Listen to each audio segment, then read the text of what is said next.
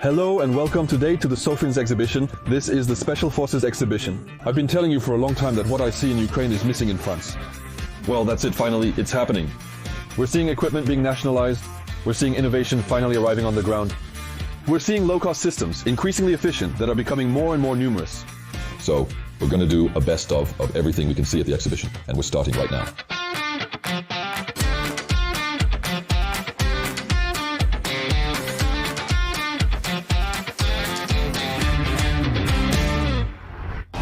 We're arriving at the MBDA booth, It's been a few years now that I've been telling you, oh my God, the Ukrainians are really strong, we can't do anything in France. I was wrong. I lied because of MBDA. They responded to the L'Aéronautique Collaboré project. It was a project that was launched by the Directorate of Armaments to very quickly make weapons like this one, which will go strike up to 50 kilometers away, which is the right size to fit in the tube of the Karen LPK over there. You see here, actually, the small wings, they will fall back. The tail fin as well. It is ejected onto it, or it can take off directly from a catapult, and that will allow it to be piloted all the way to impact. It's a partnership with the Air Force. The little Acheron RCX-50. So here we're 5 to 10 kilometers away, 50 centimeters wide. It's a scaled-down model version. But here, we're dealing with a Ukrainian-style first-person view, obviously, with all the intelligence you have inside. That's a partnership with Novadem. And the second Novadem partnership is finally aerial collision to destroy drones. We're dealing with systems that work really well. You know that in Ukraine they have the DART systems from Queen Hornet. I've already told you about them several times. They've started destroying Shahed and kamikaze drones. That's it, we have a national version that was tested by the Defense General Agency. Here too, it's a French development. The intelligence is 100% MBDA, and if there's a military payload later, it will also be MBDA. But for now, it's a kinetic force because look, it has 6 thrusters, 6 propellers that allow it to reach the target 3 kilometers, maybe even 5 kilometers away. The later versions obviously will be faster and more powerful, but we're finally starting to have a system that's effective for fighting against the drones surrounding us. And look, the goal is to containerize it, meaning it will be placed on a vehicle. And here you have 3 small drone protection systems that can be launched. Now we're at sea air, you know boats, you know planes. We're in between the two. It's a boat, but on foils. We'll be able to take off. That means we'll use much less fuel because there's no drag. We'll be able to go 30% faster, use 50% less fuel, and we're much more stable. That means you'll gain a better sea state. Your boat, which is only 20 meters long, will have the stability of a boat that's 25 meters long and much heavier. So, we have the possibility to carry out much more varied missions. You have plenty of stability for firing the cannon, for launching small missiles, and in the end, this can be done by much smaller boats. And then just like the aerodynamics and hydrodynamics that we have on ships. Usually you're no longer constrained by that since you're above the water. Well, you're constrained by the shape of your hull. And so you have the possibility to have many more modules. We can deploy sonars, we can deploy aerial drones.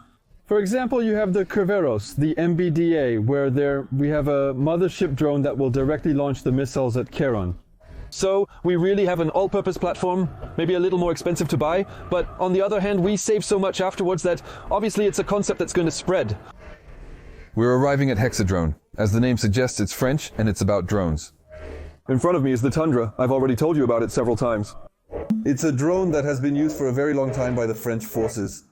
Its main strength is that it's ultra-modular, meaning it's capable of carrying different payloads. 200 different types of payloads, whether it's cameras, radars, lidars, everything will work on it. And then, in the end, it's better to focus on what we're really good at. A good drone from an aeronautical point of view, and someone else will come with the best sensors. Modularity also means modularity in communication, which means here you have the small communication module, and then the day your radio system gets jammed, you have the ability to change it super quickly. They can use fiber optics, traditional radio, ultra-encrypted systems that cost more than the drone from Thales, or the simplest systems, depending on the need. Obviously, it's a civilian and military drone. In terms of autonomy, when it's empty, it will fly for an hour. Here, you have the battery pack right here. 5 kilograms, half an hour, 8 kilograms, 20 minutes. So obviously we'll adjust the load and the distance depending on what we need. But you also have boxes like Elister, in which you have the pack on the ground and a continuous connection to be able to power it. And so there have already been tests. They fly for up to 20 hours. For now, almost all of the components are domestic. We have more than 60% made in France, and a new partnership with Air Innovations to be able to reach 100% sovereignty. And then the other interesting thing at Hexadrone is this, and first-person view, my friends. How long have I been telling you that we need to make first-person view S? That's it. It's national. They're making them here, and we're no longer talking about price ranges of 20,000 euros like in the past. Depending on the quality of the optics, for example with day and night optics, and depending on the quality of the radio encryption, we're going to be between 2 and 5,000 euros. That means we're 20 times more expensive. We're only 4 or 5 times more expensive than the Ukrainians, so that really means we're making progress in this field. And here, the model you have here, it's folded up. That means you see, it just makes a pocket. You can hang it on your back. Obviously, you can use it with fiber optics if necessary. And here, these are the French engines. Guys, you won't often hear me talk about artificial intelligence because it's generally bullshit, but not with Alta RS. Adrien, bonjour. It's been a few years. We've been following each other. I've been listening to you, and I think you're right. Instead of making a bad drone and a good artificial intelligence, you thought, I'll put my good artificial intelligence on the best drones, right? Exactly. The goal is to integrate us in an agnostic way onto the most proven and approved platforms, especially in war zones. Obviously in Ukraine. We developed an artificial intelligence capable of carrying out detection, recognition, and identification missions. Detection, recognition, and identification. You can even recognize here then Xavier Teitelman, who is being filmed by a drone in real time, broadcast live to the drone operator to reduce his cognitive load.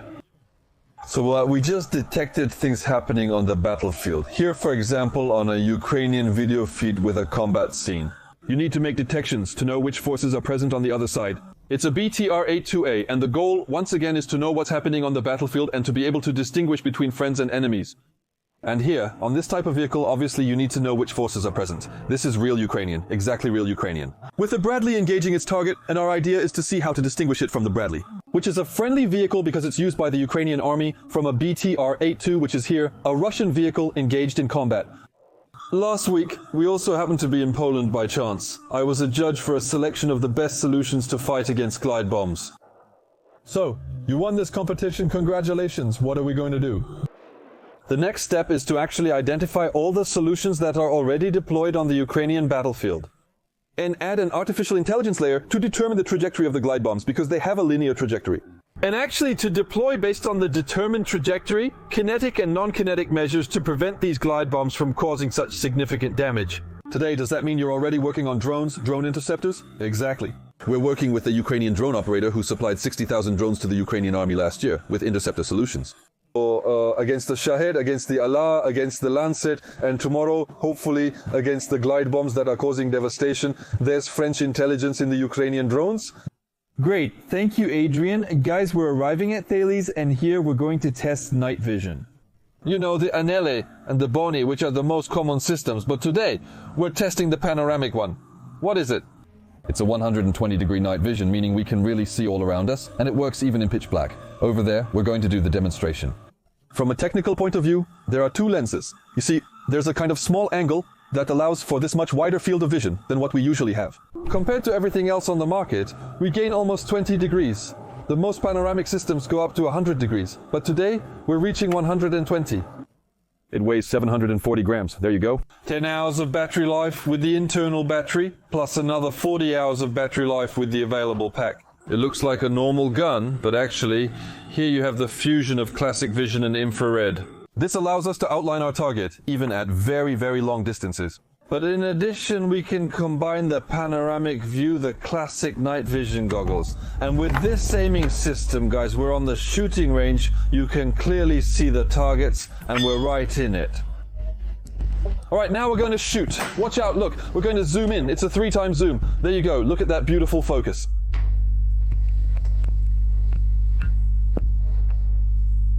We're now with Jérôme Bouclair from Luxavia Service.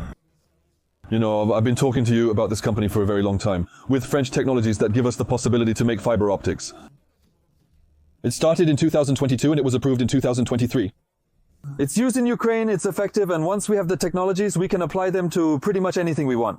That means we've been able to make very small first-person view kamikaze drones for a long time. He also put them on much heavier drones. 40 kilograms, 45 kilograms. 45 kilograms, what distance? I was going to say 45 to 50 minutes of flight for up to 50 kilometers. It all actually depends on the payload, on the load. Basically, we don't need a Caesar cannon since it will go vertical to be able to drop big pieces, and you can load whatever you want actually in the container. You can even make cocktails, mix things together. Well, there was even some T4 that was fired. It makes for some nice videos. By the way, besides that you have fun, you make little FPVs that go even faster than regular FPVs. Yeah, some pretty new things. We make little super fast FPVs with 5 motors, 6 motors. So in 7-inch, 10-inch, 13-inch, 15-inch that go up to 250 kilometers per hour. Let's say between 210 and 250. Over a short period, about 5 to 10 kilometers. But of course, by managing the battery's range, you can go up to 20 kilometers, 20-25. What's the point of going that fast? Well, it's always the same thing, jamming, going faster than the enemy. Countermeasures, we're always dealing with the same equation, the same issues. So we move forward, we find countermeasures, either to take down the drones or to take down the targets, so to hack them. I was waiting for the term to take down drones, to go faster than the drone in front of us, to ram into it, so soon we'll be intercepting shade. Yes, it's not just on the workbench anymore, it's already in the air. So we really have a multinational team. Polish, Luxembourgish, French and Ukrainian. And Ukrainian with, where's your badge? Which I love. There you go, this one is beautiful. A quick hello at Safran with the Lanner. Maybe you saw it at Eurosatory back then. It's still being developed. This one, however, we hadn't really talked about. It's called the Warbler. It's a loitering munition with a range of 50 kilometers. And it's much cheaper than the American equivalent. You've heard a lot about the Switchblade. Here, we have a system that can either be launched from the ground or it can be directly airdropped by a helicopter, and why not by the patrol drone.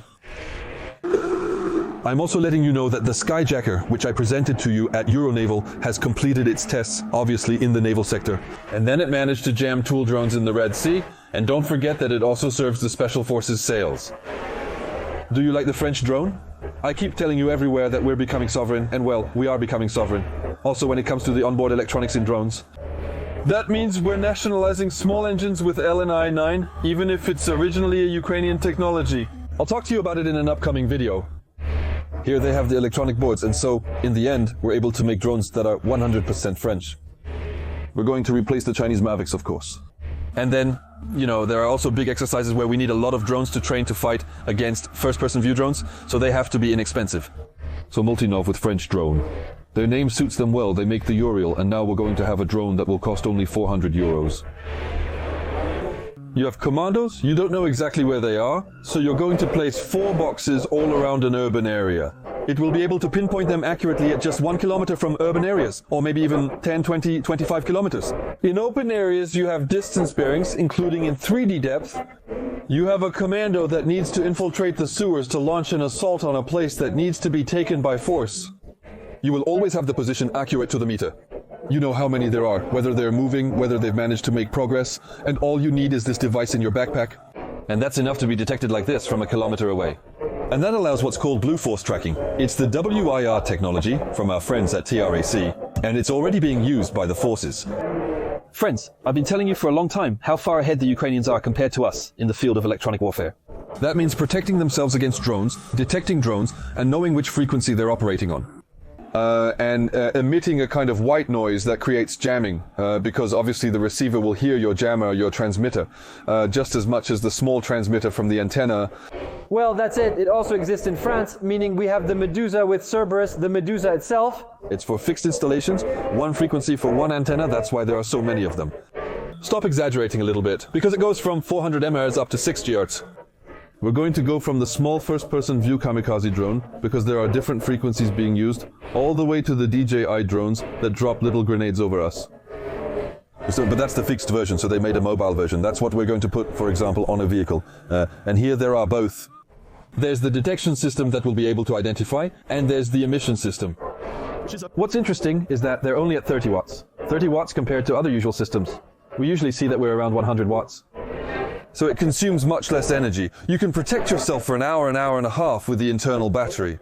And the protection distance, depending on the type of drone, obviously, we can reach up to 1 kilometer of protection distance, meaning that the drones can no longer observe us. Here, we will respond exactly on the same frequency, or even modulate the transmission to precisely jam what is in front of us. That's what we have on the Spectra system of the Rafale, which has become more and more mobile and increasingly affordable. So that provides strong protection. We arrive at the Spanish company NTGS, which is distributed in France by Terre Equipements. It's a howitzer, it's an 80mm mortar, directly mounted, to be installed in this vehicle. It's super simple. It doesn't take up much space, and behind it there's the control station directly. Here you have all your ammunition, there you have your position so we can aim at what we're going to fire at. We designate our target using our position. It will tell us the type of ammunition and the number of charges we need to add. At the back, we press the button to fire, and it will go directly to the right destination and strike our target. There's the heavy version, actually, multi-caliber, but this one is 120 millimeters. The one that's made is only 80. You can lift it back up by hand with a little help. The 120 millimeter is fully automated. It can be integrated onto any type of vehicle. It's light, it's easy to use. And then there's the fire control system, which is directly visible here. We reach the very end of the magnificent tent, and what do we see? Big vehicles. Let's start with Arcus. Arcus, you know, is the French champion. I'll refer you to a first video where we'll talk about it. But today, since we're focusing on special forces, these are vehicles that aren't the big armored ones we're used to. These are vehicles that need to be air transportable, meaning they're lighter, more mobile, with a very, very long range. They consume less, they're autonomous, they break down less often, and they can keep going even with flat tires. So that's what you'll find on all the vehicles we have, especially with the special forces. This one is called Le Pégase. Le Pégase is made for 3 people. It weighs 4 tons. Up there you can see the A12-7. It has a D762 and there are 3 people inside.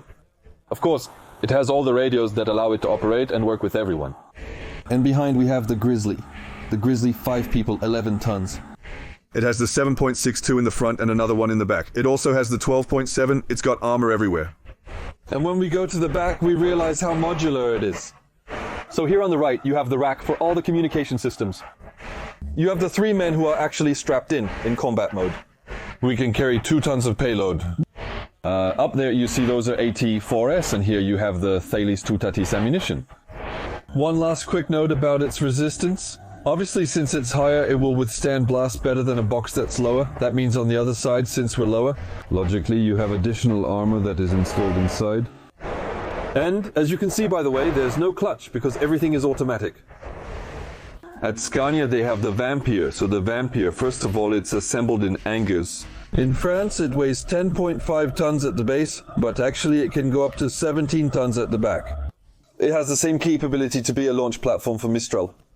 So obviously these are ultra-modular vehicles, and this one is also the support vehicle for special forces. 10.5 tons empty, and it can go up to 18 tons. And here, in its current configuration, it has everything needed for a team of commandos to operate completely autonomously for a week. The last point is industrial.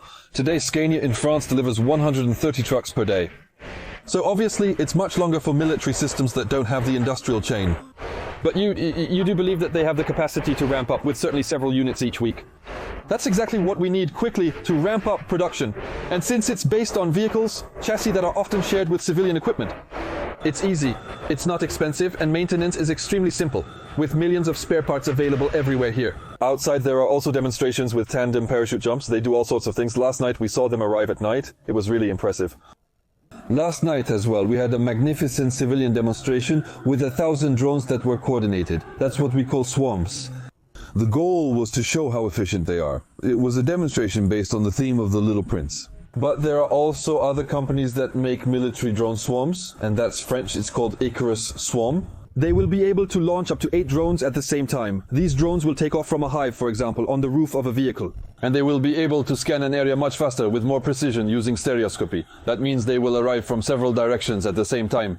This provides additional precision on the ground, for example, regarding the position of an object. It will allow searching for things on the ground more quickly. Because obviously, more drones get the job done faster.